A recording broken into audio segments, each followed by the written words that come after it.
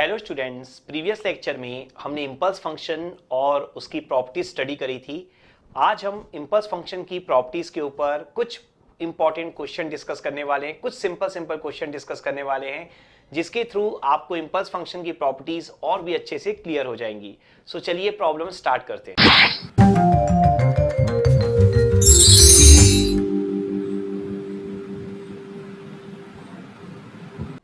तो आप देख सकते हैं यहां पर मैंने आपके लिए 5 प्रॉब्लम्स शो की हुई हैं और यहां पर हम इन प्रॉब्लम्स को वन बाय वन डिस्कस करेंगे। तो जो फर्स्ट प्रॉब्लम है, आप देख सकते हैं आपको cos t into delta T की वैल्यू निकालनी है। तो आप क्लियरली यहां पर देख पा रहे होंगे कि मल्टीप्लीकेशन प्रॉपर्टी आपकी एप्लीकेबल हो जाएगी। तो मल्टीप्लीकेशन प्रॉपर्टी हमने क्या स्टडी करी थी, X T into delta T minus T naught is equal to X T naught delta T minus T naught. ये हमने स्टडी कर रखा है, ठीक है। तो यहां पर अगर आप मल्टीप्लिकेशन प्रॉपर्टी अप्लाई करते हैं तो आप ध्यान से देखिए टी नॉट की value delta T minus T not, तो टी नॉट कितना है आपका, 0 है।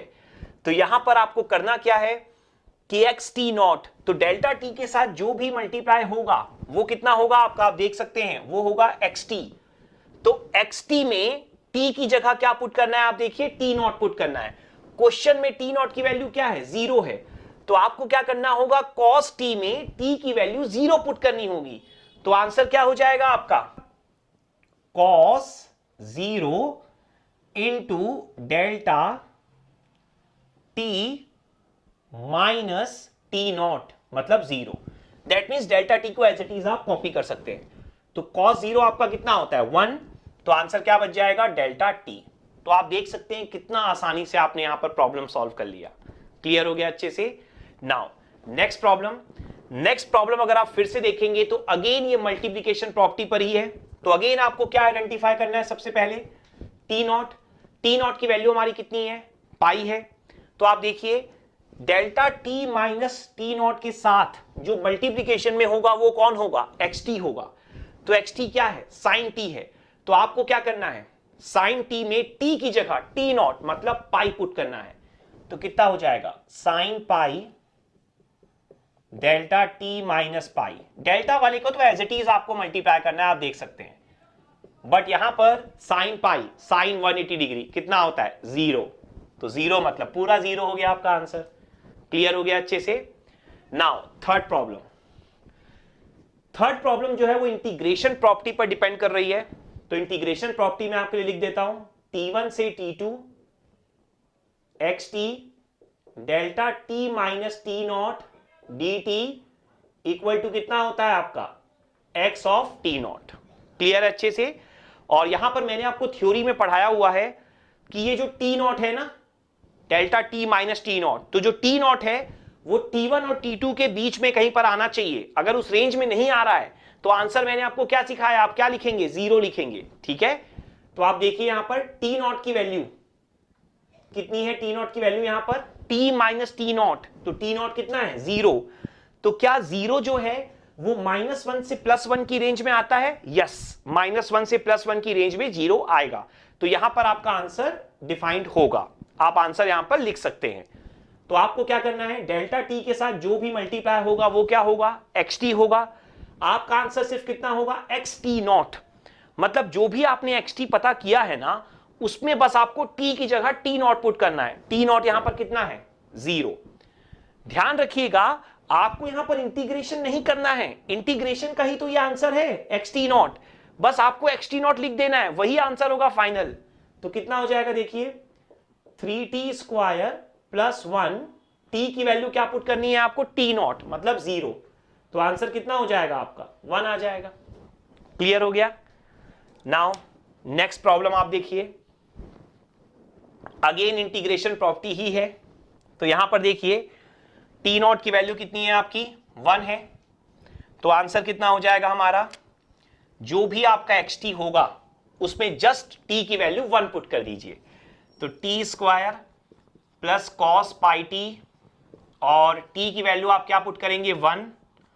तो टी स्क्वायर में 1 हो गया। cos पाई टी में जब t की वैल्यू 1 पुट करेंगे तो cos पाई बचेगा। cos पाई कितना होता है, -1। देखिए ये सब जो वैल्यूज है ना ट्रिग्नोमेट्री की, cos 30, cos 60, cos 90, cos 120, 150, 180, any value, sign के केस में भी, tan के केस में भी आपको हमेशा पता होनी चाहिए। अदरवाइज इस सिंपल चीज के कारण आपका क्वेश्चन सॉल्व नहीं हो पाएगा एग्जाम में, ठीक है। तो हमेशा ये सारा नॉलेज आपको होना चाहिए, बेसिक नॉलेज हमेशा आपको होना चाहिए, ठीक है ना। यहां पर जो फिफ्थ प्रॉब्लम है आपकी, उसे अगर आप ध्यान से देखेंगे तो यहां पर अगर आपको याद हो तो मैंने आपको प्रॉपर्टी में पढ़ाया था जनरलाइज्ड डेरिवेटिव का यूज करते हुए कि जब भी आपका कोई ऐसा सिचुएशन आए xt into delta dash T D T, तो उसका आंसर मैंने आपको पढ़ाया था माइनस एक्स डैश जीरो होता है। आप देख सकते हैं यहां पर t माइनस टी नॉट की वैल्यू जीरो थी, मैंने भी यही प्रॉपर्टी आपको पढ़ाई हुई है। तो यहां पर माइनस एक्स डैश जीरो का क्या मीनिंग होगा कि आपको सबसे पहले डिफरेंशिएशन करना होगा, उसके बाद जीरो पुट करना होगा। मैंने उस टाइम भी बोला था थ्योरी में कि पहले जीरो नहीं पुट करना है, पहले जो भी डिफरेंशिएशन प्रोसेस बोला गया है उसको कंप्लीट करना है, उसके बाद जीरो पुट करना है। अगर आप पहले ही जीरो पुट कर लेंगे तो वो वैल्यू पहले ही कांस्टेंट बन जाएगी और हमेशा आपका आंसर डिफरेंशिएशन करने के बाद जीरो ही आएगा, तो ये रॉन्ग हो जाएगा, ध्यान रखिएगा। मतलब इसका मीनिंग क्या है कि पहले आपको dxt अपॉन dt करना होगा, माइनस साइन बाहर, और फिर t की वैल्यू जीरो पुट करना होगा। क्लियर हो गया। तो यहां पर आप देख सकते हैं e की पावर माइनस टी है, तो e की पावर माइनस टी का पहले आप क्या परफॉर्म करेंगे, यहां पर डिफरेंशिएशन परफॉर्म करेंगे। तो e की पावर माइनस टी का डिफरेंशिएशन क्या होता है आपका, माइनस e की पावर माइनस टी, ठीक है। e की पावर x का e की पावर x ही होता है ना, तो e की पावर माइनस टी का क्या हो जाएगा, माइनस, और फिर e की पावर माइनस टी होगा, तो माइनस माइनस क्या हो जाएगा, कैंसल। तो e की पावर माइनस टी में फिर आप क्या पुट करेंगे, t की वैल्यू जीरो, तो आपका आंसर क्या आ जाएगा यहां पर 1। क्लियर हो गया अच्छे से। तो इस तरीके से आप यहां पर प्रॉब्लम को सॉल्व कर सकते हैं। तो ये जो प्रॉब्लम है हमारी प्रॉब्लम नंबर 6, इस तरह की प्रॉब्लम मैंने आपको ऑलरेडी कराई हुई है थ्योरी में, आप देख सकते हैं। तो यहां पर एक बार और हम डिस्कशन करेंगे इस टाइप की इंपॉर्टेंट प्रॉब्लम का।